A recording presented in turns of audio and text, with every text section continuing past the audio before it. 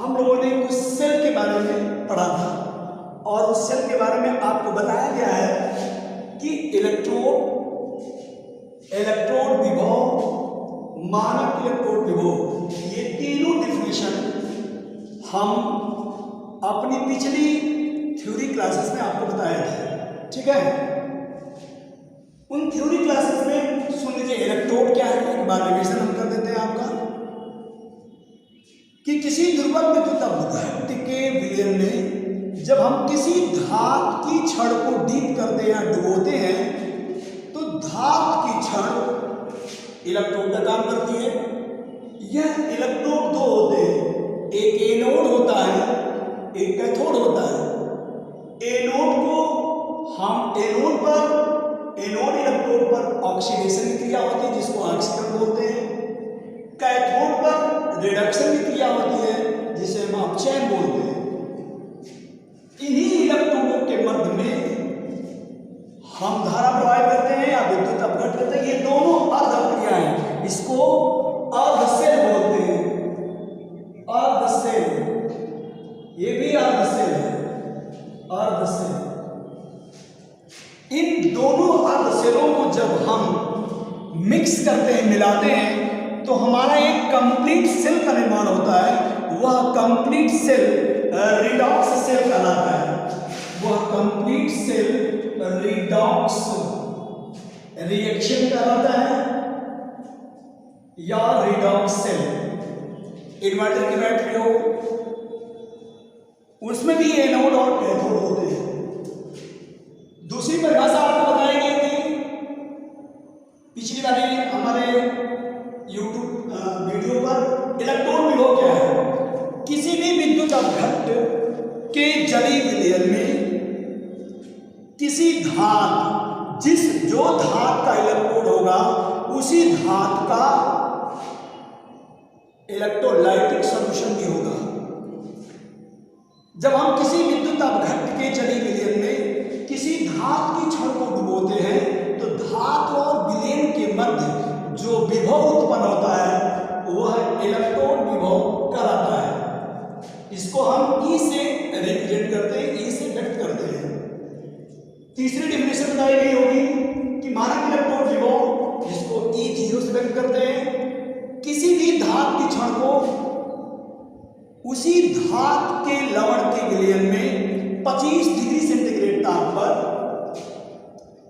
डुबोया जाता है और 1 मोलर विद्युत अपघट्ट का विलयन रहेगा। 1 मोलर, 1 मोलर इलेक्ट्रोलाइटिक सॉल्यूशन होगा और वह इलेक्ट्रोलाइटिक सॉल्यूशन में जब हम धात की छड़ को डीप करते हैं तो धात और विलयन के मध्य जो विभव उत्पन्न होता है वह मानक इलेक्ट्रोड विभव कहलाता है।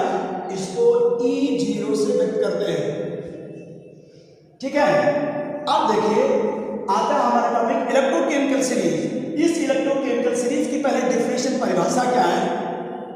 भिन्न भिन्न किताबों में भिन्न भिन्न तरीके से डिफिनेशन दी गई है। उसके माध्यम से उसके अंतर्गत इलेक्ट्रोकेमिकल सीरीज धातुओं के बढ़ते हुए क्रम में, धातुओं के मानक इलेक्ट्रोड के बढ़ते हुए क्रम में, धातुओं को इलेक्ट्रॉन त्यागने के बढ़ते हुए क्रम में जो श्रेणी प्राप्त होती है वह इलेक्ट्रोकेमिकल सीरीज कहलाती है। ऐसे देखिए, इलेक्ट्रोकेमिकल सीरीज धातुओं के मानक इलेक्ट्रोड विभव के बढ़ते हुए क्रम में जो श्रेणी या जो सीरीज प्राप्त होती है वह विद्युत रासायनिक श्रेणी कहलाता है। वह विद्युत रासायनिक श्रेणी में जितने भी मेटल हैं उन मेटल को बढ़ते हुए क्रम, मानक इलेक्ट्रोड विभव के बढ़ते हुए क्रम में बनाई गई है। बढ़ते हुए क्रम, लिथियम सबसे टॉप मोस्ट में है, गोल्ड सबसे बॉटम में है, बीच में H2 हाइड्रोजन है।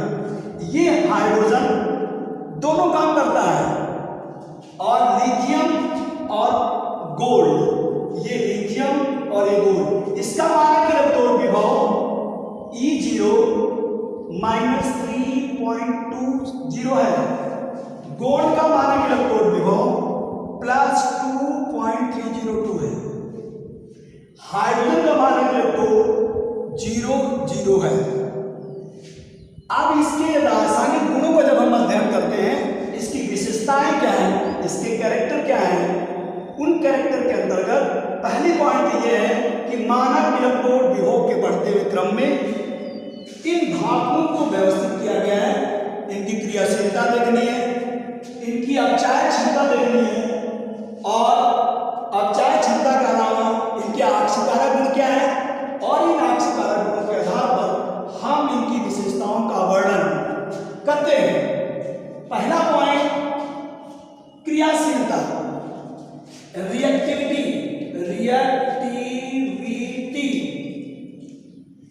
क्रियाशीलता,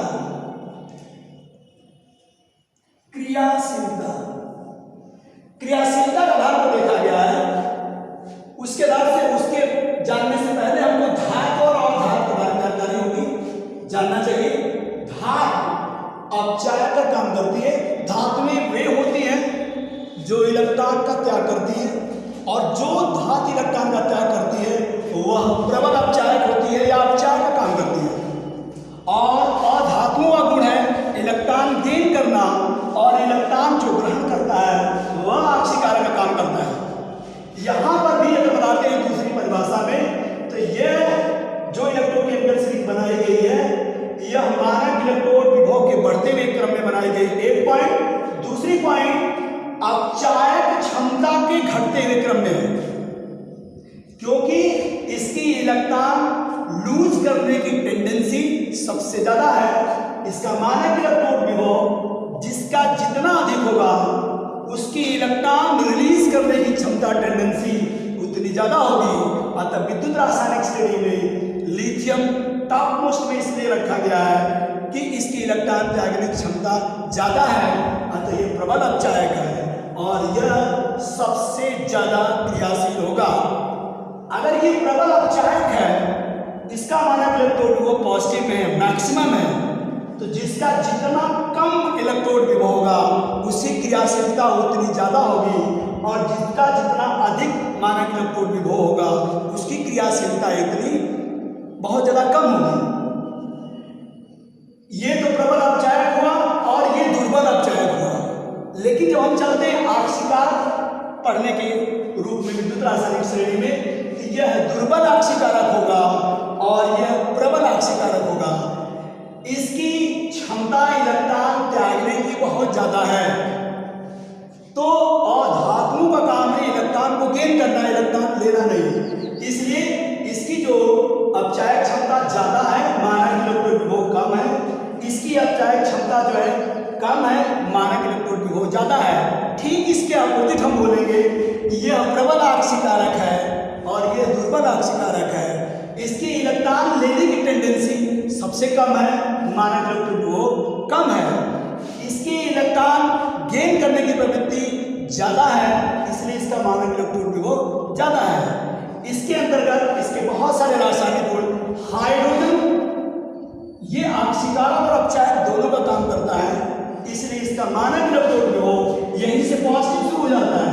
इसलिए इसके नीचे जितनी भी धातुएं रखी हुई हैं अम्लों से क्रिया करेंगी तो H2 गैस रिलीज करेगी, ये अम्लों से क्रिया करेंगी तो ये ऐसा काम नहीं करती है। इसलिए कॉपर, गोल्ड, सिल्वर बहुत सारे ऐसी धातुएं रखी गई हैं आक्षिकारक के बढ़ते हुए क्रम में, अरे अपचायक के बढ़ते हुए क्रम में। इसलिए ये सभी रासायनिक रूप से जितनी ज्यादा क्रियाशीलता हाइड्रोजन से ऊपर रखी हुई धातुओं की है, उतनी क्रियाशीलता हाइड्रोजन से नीचे रखी हुई धातुओं की नहीं है। माने कि इलेक्ट्रोड विभव जिसका मानक इलेक्ट्रोड विभव जिसका कम होगा उसकी क्रियाशीलता सबसे ज्यादा होगी, जिसका मानक इलेक्ट्रोड विभव सबसे अधिक होगा उसकी क्रियाशीलता सबसे कम होगी। इसके बाद हम नेक्स्ट वीडियो में आपको बताएंगे